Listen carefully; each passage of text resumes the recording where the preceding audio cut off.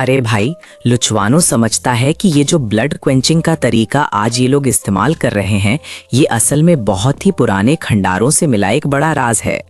वो बताता है कि ये तरीका इंसानों की ताकत बढ़ाने का एक ऐसा रास्ता है जो सदियों पहले के भूले बिसरे वक्त से चला आ रहा है।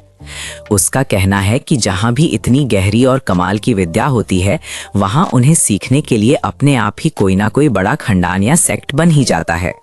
और उस पुराने दौर में ये काम हेवनली ह्यूमन पवेलियन का था, जिसे चीचिंग मो नाम की एक बहुत ही ताकतवर औरत चला रही थी। जहां उस जमाने के बाकी बड़े बड़े लोग और देवता आम इंसानों को कीड़े मकोड़े समझते थे, वहीं हमारी ये पवेलियन मास्टर उन्हें अपने सगा परिवार की तरह मानती थीं।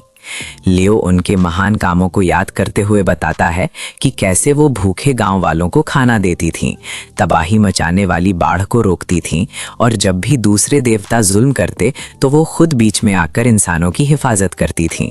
अरे भाई, उन पर तो बुरी तरह जुल्म ढाया जा रहा था। उसके मन में एक गहरी तमन्ना थी कि वो कमज़ोर इंसानों की मदद करे, ताकि वो भी हमेशा जिंदा रहने वाला रास्ता चुन सकें। और इसीलिए उन्होंने दिन रात एक करके एक नया ब्लड क्वेंचिंग का तरीका इजाद कर डाला। इस कमाल की टेक्निक से तो कोई भी बिल्कुल आम सा इंसान भी आगे चलकर भगवान जैसा ताकतवर बन सकता था। लेकिन तभी लियो की आवाज थोड़ी उदास हो जाती है, क्योंकि वो कहानी का एक दुख भरा पन्ना खोलता है। देखो कैसे कहानी एकदम से पलट गई। जब उसने आखिरकार उन पुरानी जगहों की खुदाई की, तब उसे वहां वो पवेलियन मास्टर मिली जो बहुत ही ज्यादा कमजोर हालत में थी। वो वहां बेहोश पड़ी हुई थी एक पुराने ताबूत के अंदर, और उनके पास मुश्किल से इतना ही वक्त बचा था कि वो उसे इस ब्लड क्वेंचिंग के शुरुआती तरीके और उसूल सिखा पाए, जिसके तुरंत बाद वो बेचारी फिर से एक गहरी नींद में चली गईं। अब लू फिर से थोड़ा जोश में आ जाता है और इस पूरी कहानी का सबसे जरूरी हिस्सा लिन ज़ाचिन को बताता है। गहरी नींद में जाने से पहले उन्होंने कहा था कि अगर कोई ऐसा मिल जाए जो इन चीजों को समझ सके, अरे भाई, वो एक बहुत ही ऊंचे लेवल का शक्तिशाली इंसान बन सकता था। अगर वो असली इंसानी खून वाला रास्ता चुनते, तो वो लोग उस लड़की की कैद को तोड़कर उसे हमेशा के लिए जगा पाते। इसके लिए उन्हें अपनी सारी जान की शक्ति और अपना खून उसके शरीर में भेजनी पड़ती। और ये सुनकर वहां एकदम सन्नाटा छा गया। हमारा लिन ज़ाचिन बेचारा गहरी सोच में डूब गया, क्योंकि इतनी बड़ी जिम्मेदारी का बोझ अब उसके कंधों पर आ गया था। वो चुपचाप सुन रहा था जब लू ने साफ साफ कहा कि फिलहाल वही सबसे काबिल खिलाड़ी है जो ये काम कर सकता है। उसे बस उस बड़े लेवल तक पहुंचना था जो बहुत जरूरी है, ताकि वो पवेलियन मास्टर को नींद से जगा सके। लेकिन उसके मन में एक डर था। अरे यार, लिन थोड़ा घबरा गया और अपना डर बताते हुए पूछने लगा कि क्या होगा अगर ये सदियों पुरानी औरत जागते ही गुस्से में मेरी सारी की सारी जान सोख ले। बेचारे को अपनी जिंदगी की चिंता हो रही थी। पर यह सुनकर लियो जोर जोर से हंसने लगा। देखो, लियो ने उसे यकीन दिलाया और समझाया कि हमारी पवेलियन मास्टर अपने नेक दिल और भले स्वभाव के लिए मशहूर है। वो इतनी अच्छी है कि ऐसा बुरा काम सपने में भी नहीं करेगी। साथ ही उसने वादा किया कि वो अपने साथ कई बड़े सुरमाओं को भी लाएगा, ताकि हमारे एमसी की पूरी रक्षा हो सके और उसे कोई खतरा न रहे। जब उस लड़की की सील खोलने का सही वक्त आएगा तब की तब देखेंगे, ताकि लिन की सारी फिक्र मिट्टी में मिल जाए। लेकिन उसकी शक भरी बातों को अनसुना करके लू भाई तो बिल्कुल नए जोश के साथ अपना फोन निकाल लेते हैं। वो उस बेचारे स्टूडेंट को बोलते हैं कि इतनी गहरी बातें मत सोच। अरे भाई, ज्यादा दिमाग मत लगाओ और सीधे काम पर ध्यान दो। और तुरंत ही उस पुराने कांसे के ताबूत और खंडारों की सारी जानकारी भेज देते हैं। वो सारी फाइल्स लिन को मिल जाती हैं, ताकि वो उनकी बारीकियां समझ सके। अब जैसे जैसे सर्दी की छुट्टियां खत्म होने को आती हैं, लिन ज़ाचिन और शेन चिंगहान की ट्रेनिंग तो मानो रॉकेट की रफ्तार पकड़ लेती है। इनकी मेहनत रंग ला रही है और दोनों पहले से कहीं ज्यादा ताकतवर हो रहे हैं। और भाई, ये जबरदस्त बढ़ाव हमारे प्रिंसिपल मूंजी और डायरेक्टर लियू की वजह से है, क्योंकि उन्होंने इन बच्चों पर खजाना लुटा दिया है। वो इन्हें एक से बढ़कर एक अनमोल जड़ी बूटियां और दवाइयां दे रहे हैं, ताकि इन दोनों की ट्रेनिंग में कोई भी रुकावट ना आए। दिन रात की कड़ी मेहनत के बाद हमारा लिन बिल्कुल थक कर चूर हो जाता है, लेकिन जब वो अपनी ताकत को देखता है तो उसकी सारी थकान गायब हो जाती है। उसने आखिरकार अपनी चौथी बड़ी कामयाबी हासिल कर ही ली है। कड़ी ट्रेनिंग के बाद लिन अपनी इस तरक्की के बारे में सोचने लगता है। देखो यार, हमारे एमसी ने अब चौथा बड़ा मुकाम फतह कर लिया है और वो अब अगले लेवल पर जाने के लिए बिल्कुल तैयार है। अरे भाई, हमारे एमसी की बॉडी क्वेंचिंग अब पूरी हो गई है, लेकिन दिखाने के लिए उसका लेवल अभी भी वही पुराना रुका हुआ है, जो कि ऑर्डिनरी टियर 9 पर है। मगर उसकी असली ताकत और खून का जोश इतना बढ़ गया है कि अब वो किसी बड़े एडवांस टियर 3 के खिलाड़ी को भी धूल चटा सकता है। वो अभी ये सब सोच ही रहा होता है कि अचानक शेन चिंगहान आकर उसे कस के गले लगा लेती है।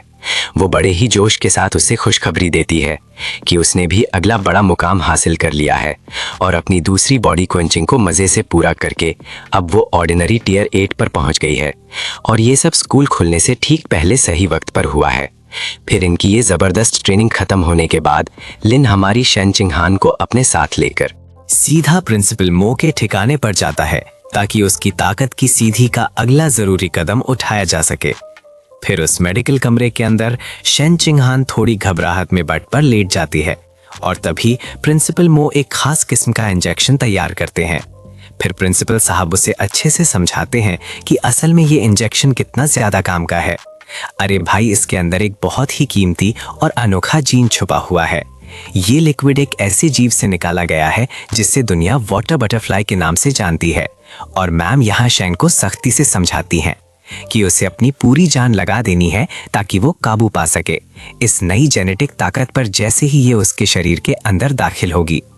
अब इस खौफनाक मंजर को गौर से देखते हुए लिन को अपनी पुरानी पढ़ाई की बातें याद आने लगती हैं कि ये वाटर बटरफ्लाइज पानी में रहने वाले बहुत ही दुर्लभ जानवर होते हैं।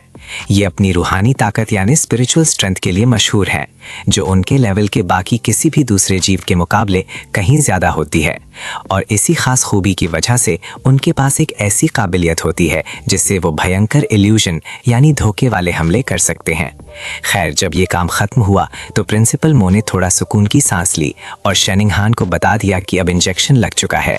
साथ ही वो अपनी होनहार स्टूडेंट को ये सलाह देती हैं कि अगर उसे ज़रा सी भी बेचैनी या कोई दिक्कत महसूस हो तो तुरंत बताए, ना कि चुपचाप बैठकर उस दर्द को अंदर ही अंदर सहती रहे। और हमारी शन भी उनकी बात बड़े ध्यान से मान लेती है। फिर अपनी स्पिरिचुअल पावर का इस्तेमाल करते हुए मो बड़े ध्यान से इस जीन के शरीर में मिलने की पूरी प्रक्रिया को जांचने लगती है। उनकी स्टूडेंट के शरीर के अंदर सब कुछ सही हो गया और वो खुशी से झूम उठी। वो सबको बताती है कि उनका ये पूरा काम अब पूरी तरह से कामयाब रहा और अब बस शेन को इस पानी वाली तितली की शक्तियों को ढंग से चलाना सीखना होगा। जैसे ही वो इसका इस्तेमाल समझ जाएगी, उसके बाद तो वो खुद भी दुश्मनों को धोखा देने वाले हमले कर सकेगी। अरे भाई, अब शेनिंगहान थोड़ा आराम करने के लिए उठती है। तभी मौका देखकर हमारा लिन ज़ीशान प्रिंसिपल मो से उनकी उस खास बड़ी चेली के बारे में सवाल पूछने लगता है, जो अभी उस पुरानी जगह यानी ओरिजिन लैंड में रह रही है। लिन मानता है कि उसके मन में उस लड़की को लेकर बड़ी हलचल मची है। वो उसे जानने के लिए बहुत बेचैन था और तभी मो बड़े ही सुकून से अपनी ड्रिंक का घूंट भरती है और लिन से पूछती है कि क्या तुम इतने उतावले इसलिए हो क्योंकि तुमने उस लड़की के लड़ने का धमाकेदार रिकॉर्ड देख लिया है, वो भी उस बड़े सूरमाओं वाली एलीट प्रोडिजी लिस्ट में। तभी लिन हाँ में हाँ मिलाता है कि असली वजह यही है। इसके बाद मो पुरानी यादों को खोलती है और बताती है कि आज से पूरे 11 साल पहले उन्हें वो बच्ची एक बर्फ से ढके पहाड़ पर अकेली मिली थी। देखो भाई, अब वो ओरिजिन लैंड के बारे में बताती है कि वो नन्ही सी जान उस वक्त सिर्फ 8 साल की एक छोटी सी बच्ची थी जो बिल्कुल अकेली थी और मौत के एकदम करीब खड़ी थी। उसकी ये हालत देखकर मो का दिल पिघल गया और उसने उसकी जान बचाई और फैसला किया कि वो खुद उसे पाल पोस कर अपनी शिष्या बनाएगी। फिर वो बताती है कि जब उसका ओरिजिन लैंड में रुकने का वक्त पूरा हो गया और उसे वापस धरती पर लौटना पड़ा तो उसने ज़रूरी समझा कि उस बच्ची को सही सलामत वहीं के एक बड़े से बेस पर रख दे, जहां उसने अपनी शिष्या को हमेशा के लिए वहीं रहने का इंतज़ाम कर दिया और वो हमेशा उससे मिलने के लिए बीच बीच में वहां जाती रहती थी। लेकिन अगर बात करें उस लड़की की असली पहचान और उसके परिवार की, तो मो ने साफ कहा कि ये सब अभी भी एक गहरा राज है। अरे भाई, यहाँ तक कि उस लड़की को भी अपने बीते हुए कल की कोई खबर नहीं है क्योंकि उसकी यादाश्त पूरी तरह जा चुकी है। ये हैरान करने वाली बात सुनकर हमारा लिन सीधा प्रिंसिपल से पूछ बैठता है कि अरे यार, ये सीनियर डिसाइपल कोई आम इंसान नहीं बल्कि एक दूसरे ग्रह की म्यूटेंट है। मो अब काफी गंभीर दिख रही है और पक्का करती है कि ये लड़की सच में एक खतरनाक म्यूटेंट ही है। फिर वो साफ साफ बताती है कि इसी वजह से ये बात पूरी तरह से नामुमकिन है कि ये डिसाइपल वही हो सकती है जिसे हमारा एमसी लिन अपने बचपन से जानता था। इसके बाद मो उनकी दुनिया की एक बहुत ही कड़वी सच्चाई समझाती है। वो कहती है कि फौज कभी भी किसी म्यूटेंट को इजाज़त नहीं देगी कि वो सरहद पार करके हमारी धरती पर कदम रखे, चाहे दुनिया इधर की उधर हो जाए। ये होना नामुमकिन